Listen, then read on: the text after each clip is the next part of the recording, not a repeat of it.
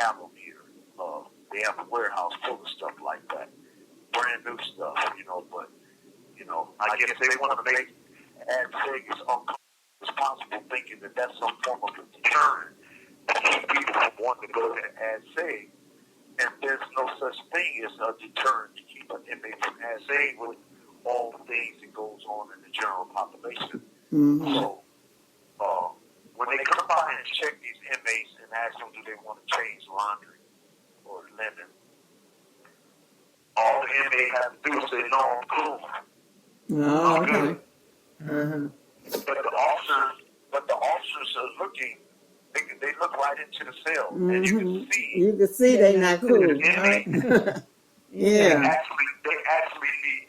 This call and your telephone number will be monitored and recorded. They need a dust buster up in there. Right. They need something to clean that joint up. Because the cell even looks thirsty. That's how dry. And, got these dust balls rolling around in the cell, and sheets are just filthy. And when an inmate says that, these officers, they don't report it. They don't go tell the mental health staff, hey, y'all need to go take a look at this. Right. You need to take a look at this, because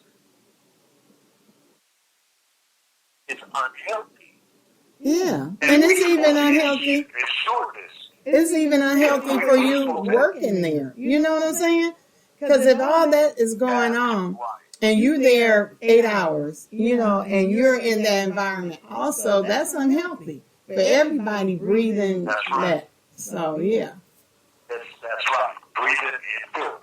Mm-hmm. That's exactly what it is, And, a lot of times when the inmates refuse to change this stuff, I guess, it just goes unaddressed, and they continue this week after week after week after week, and it's just some inmates, that just really has given up on life, and it's just existing.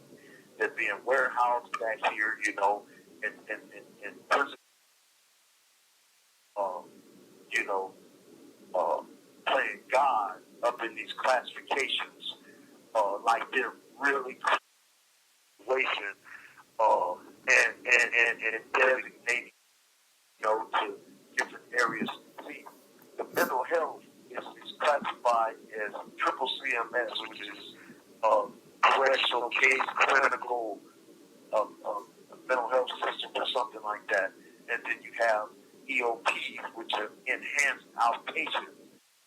These are guys who've been diagnosed as crazies of the crazies, and they can get into trouble, and immediate mental health comes to the rest. And okay, his mental health did this, and they send them back to the main line, and they get them up out of the hole. They dismiss their write-ups. An inmate with mental health, real mental health issues, can beat the brakes off of police. He can stab them. He can do whatever he wants. And mental health is going to save him from being charged and prosecuted for this offense because he has mental health, real mental health issues. But the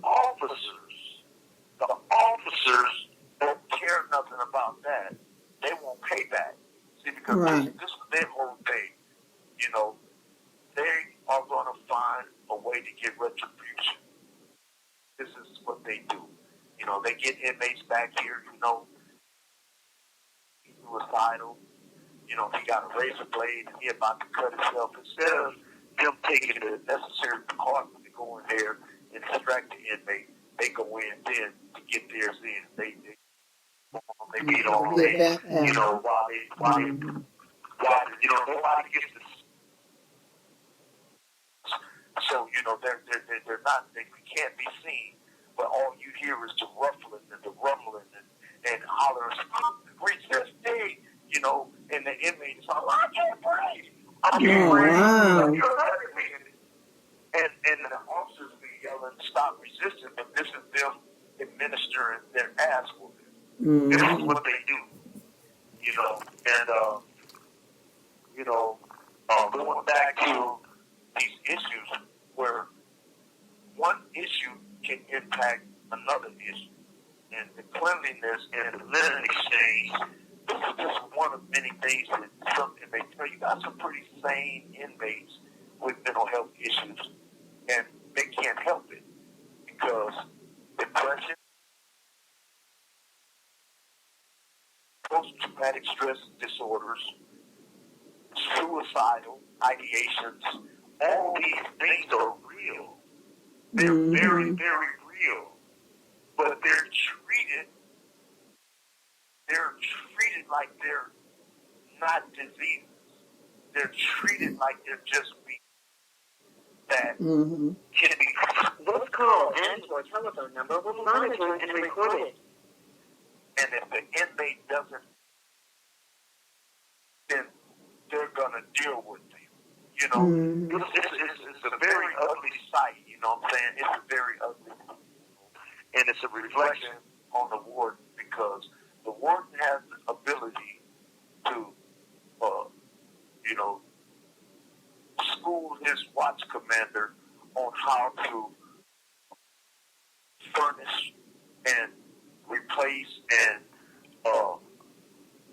rotate staffs, prison officials into these areas right here so that they can make improvements, you know, as far as cleaning. The mental health staff, the psychiatrists and the psychologists, it's like on-the-job quitting. It's the term that they use in society, on-the-job quitting. They sit there and just get paid to do nothing. Because if they were to come in here and take a look at what's going on and see that the environment is a health hazard, that they can report. But if you report, if these people report, the warden and the mental health staff, and the mental health staff are free, these correctional officers who takes on the mentality of gang-banging type inmates. You know, so they walk over like they're about to tear up something, you know, and, you know, it's intimidating to a lot of them, but you got a lot of the female mental health staff who are impressed by this tough guy, you know, and then you got these guys, you know, web types, you know, they know there's no contest for them, you know, so it's, you know, it's definitely a whole lot of posturing and a whole lot of, you know, crossing T's and dotting I's, but there's no actual action results going on up in here. Now, we were just speaking about cleanliness. The place is just, bottom line, is filthy. And the solution to the problem is to clean it up.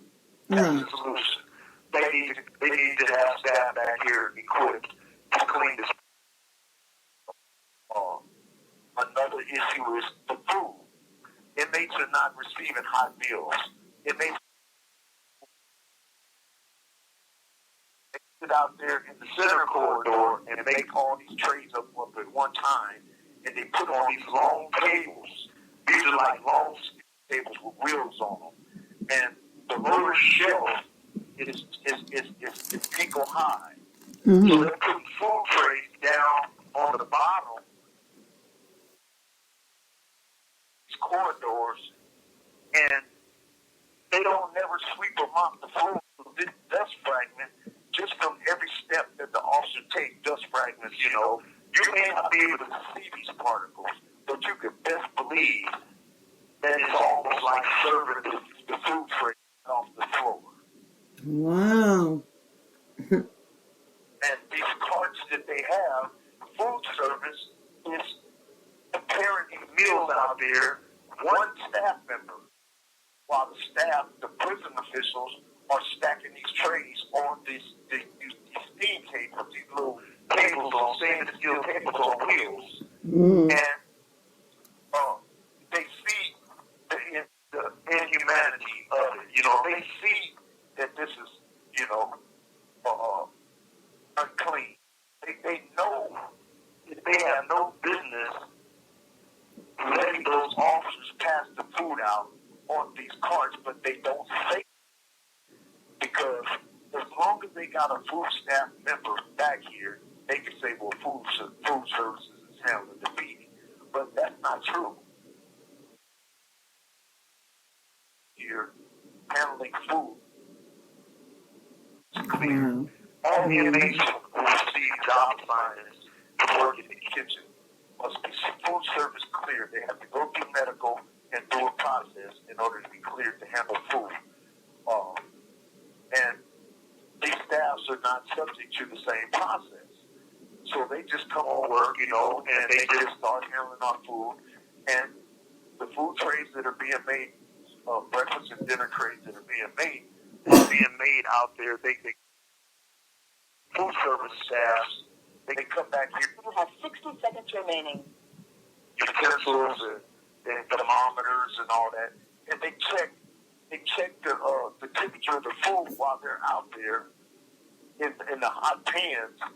But when you put them on the tray, by the time you put 30 trays on the tables, top and bottom, and you push them,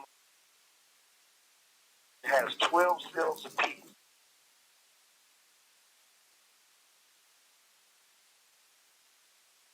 Mm-hmm. Because they Yeah. don't feed until they finish filling the table up. We're going to have to take a pause right quick. We'll be right back. All right, we're back.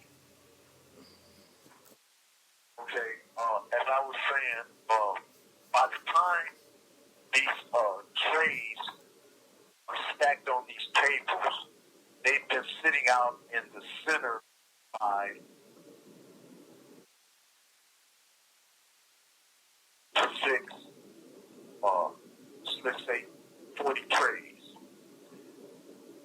before the officers start pushing these trays around and feeding these cold plates to the inmates.